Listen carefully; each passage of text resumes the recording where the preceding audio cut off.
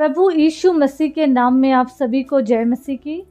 Strong tower channel में आप सबों का स्वागत है। प्रियो, वचन में जाएं इससे पहले हम कुछ बातों को समझें।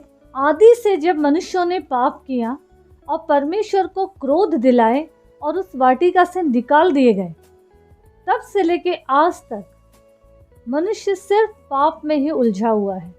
इसका मतलब ये हुआ कि जब तक यीशु मसीह का आगमन नहीं हुआ तब तक अपराध चरम सीमा पे थी। यीशु मसीह आए और उन्होंने जो मनुष्य का अपराध था, जिसके हकदार मानव थे सजा के, उन दुखों को, उन सजा को खुदावंद यीशु मसीह ने उठाए।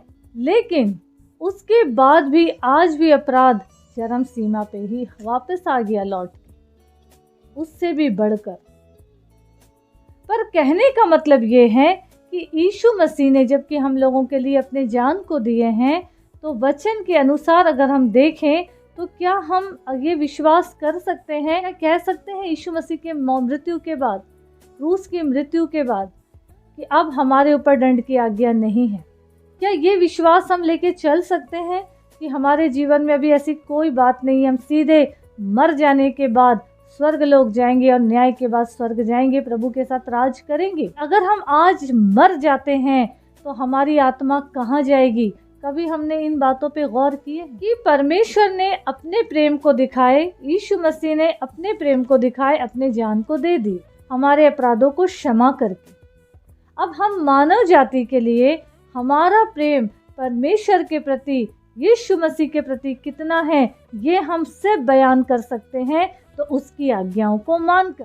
अगर हम प्रभु से प्रेम करते हैं तो हम उसकी आज्ञाओं को मानेंगे।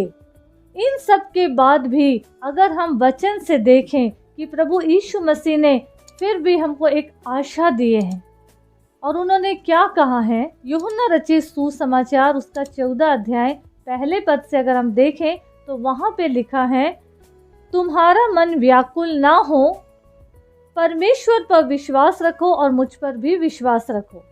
मेरे पिता के घर में बहुत से रहने के स्थान हैं, यदि ना होते तो मैं तुमसे कह देता, क्योंकि मैं तुम्हारे लिए जगह तैयार करने जाता हूँ, और यदि मैं जाकर तुम्हारे लिए जगह तैयार करूँ तो फिर आकर तुम्हें अपने यहाँ ले जाऊँगा, कि जहाँ मैं रहूँ वहाँ तुम भी रहो। प्रियो, आज हमको ये समझना है कि परमेश्वर का वचन, प्रभु यीशु मसीह ने एक आशा हमको दे दिए हैं कि हम व्याकुल होकर नहीं जिए, क्योंकि हमारे लिए जगह तैयार हो रहा है। जरा ये सोचें कि जब हम पृथ्वी में प्लॉट लेते हैं तो उधर पे पहले उसकी सफाई कराते हैं, फिर धीरे धीरे उसमें नींव डलती है, फिर उस पर धीरे धीरे मकान खड़ा होता है, और इसको करने के लिए कई लोगों की ज़रूरत पड़ती है। क्यों पड़ती है? क्योंकि सिर्फ बोल देने से या देखते रहने से, ज़मीन को घूरते रहने से मकान नहीं बनेगा। उसके पीछे हमको परिश्रम करना पड़ेगा, खर्च करना पड़ेगा। जब मेहनत करेंगे, खर्च करेंगे, तब मकान बनेगा। तो हमको ये समझना है प्रियो कि वचन में लिखा है कि मेरे पिता के घर में बहुत से रहने के स्थान है। यहाँ वचन क्या कह रहा है? मैं तुम्हारे लिए जगह तैयार करने जा रहा हूँ। रहने के लिए स्थान है, मतलब परमेश्वर वहाँ पे आसमान पे, स्वर्ग पे, अपने राज्य में हम मनुष्य के लिए प्लॉट खरीद रहे हैं या प्लॉट का इंतजाम कर रहे हैं। पर वहाँ मकान हमको खुद बनाना पड़ेगा, और वो मकान हम ऐसे बना सकते हैं जब हम पृथ्वी में जीते जी अपने कर्म को, जो परमेश्वर की योजना में है, खुदा की इच्छा में है, उसकी आज्ञाओं में रह के चल रहे हैं, भलाई कर रहे हैं, वो सारी बातों को हम कर रहे हैं, परमेश्वर की इच्छा पे चल रहे हैं, उसकी बातों को फैला रहे हैं, सुसमाचार प्रचार कर रहे हैं, प्रभु के राज की उन्नति कर रहे हैं, जिस उद्देश्य से खुदा ने हमको इस पृथ्वी में भेजे हैं। प्रियो, अगर हम उस चीज़ों को, उन बातों को, उस उद्देश्य को पूरा कर रहे हैं, तो ही हमारा मकान उस जगह तैयार होता रहेगा। अगर हम थोड़े कर्म करेंगे तो थोड़ा मकान बनेगा, अगर हम ज़्यादा करेंगे तो ज़्यादा बने। तो वहाँ पे क्या लिखा है, यदि तुम मुझसे प्रेम रखते हो तो मेरी आज्ञाओं को मानोगे।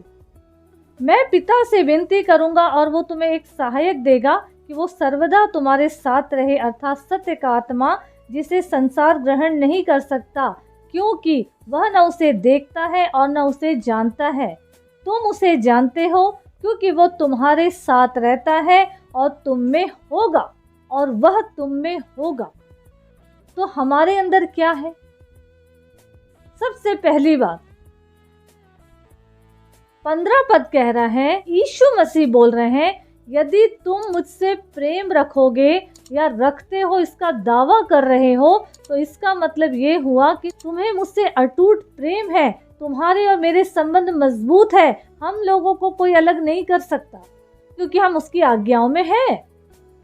प्रियो, आगे लिखा है, और अगर हम उसके साथ मजबूती में बंधे रहें, वो हमारी सहायता के लिए अपने सहायक को देगा, अर्थात सत्य का आत्मा। अब सत्य का आत्मा को समझने के लिए हमको ज्यादा दूर जाना नहीं पड़ेगा, यही वचन में हम सीखेंगे। उसी 14 यूहन्ना 14 अध्याय उसके 6वें पद में लिखा है, यीशु ने उससे कहा, किससे कहा? थोमा से, मार्ग और सत्य और जीवन मैं ही हूँ, बिना मेरे द्वारा कोई पिता के पास नहीं पहुंच सकता। यहाँ पे यीशु मसीह क्या बोल रहे हैं कि मार्ग, सत्य और जीवन मैं ही हूँ। अब यहाँ पे लिखा है कि मैं सत्य का आत्मा, तो सत्य कौन है? यीशु मसीह। और यीशु मसीह का आत्मा कौन हुआ? होली स्पिरिट।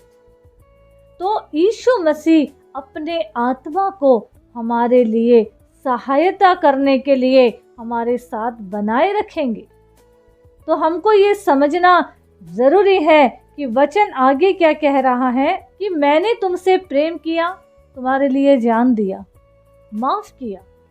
अब तुम्हारा प्रेम मुझे ऐसे फील हो रहा है कि तुमने मेरी आज्ञाओं को, या तुम लोग, या तुम्हारा प्रेम, या मानव जाति का प्रेम ऐसे महसूस हो रहा है कि तुम मेरी आज्ञाओं में हो।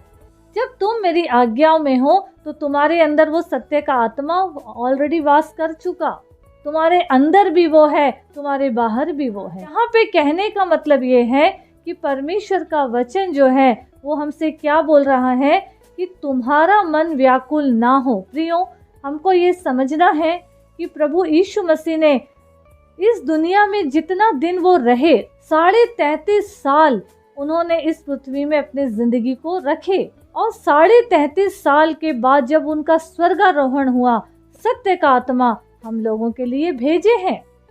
अब उस सत्य के आत्मा के सपोर्ट में चलते हुए, उसके गाइड में चलते हुए, उसके मार्गदर्शन में चलते हुए हमको अपने जीवन से उस स्वर्ग में जो जगह खुदा ने पर प्रभु यीशु मसीह ने हमारे लिए तैयार करे हैं, उधर अपने इस सहायक आत्मा के जरिए हमको अच्छे कर्मों के माध्यम से स्वर्ग पर अपने घर को बनाना शुरू करना है, ताकि जहाँ वो प्रभु यीशु रहेंगे वहाँ उनके साथ हम भी रहें। इसका मतलब ये हुआ कि प्रभु यीशु मसीह इस दुनिया में आकर उन्होंने अपने अच्छे कर्म के द्वारा सब कुछ खुदा की पिता की इच्छा पे किए और उनके लिए जगह तैयार हो गई, स्वर्ग राज। अब हम यहाँ क्या कर रहे हैं? हम अपने लिए वहाँ क्या तैयारी कर रहे हैं? क्योंकि वचन कहता है जो पृथ्वी में खोलेंगे या बांधेंगे वो स्वर्ग में खुलेगा या बंधेगा। तो प्रियो, आज अभी इसी वक्त हमको ये समझना है कि प्रभु यीशु मसीह हमारे लिए जो योजना बनाए हैं, खुदा ने जिस योजना के तहत हमको पृथ्वी में रखे हैं, उसकी योजना में चलते हुए हमको प्रभु की इच्छा को पूरी करना है, वचन फैलाना है, उसके राज की उन्नति का वजह बनना है। सब बातों में प्रभु को महिमा मिले। प्रभु यीशु मसीह इस वचन के द्वारा हम सबों को बहुतायत की आशीष दे। आमीन, आमीन।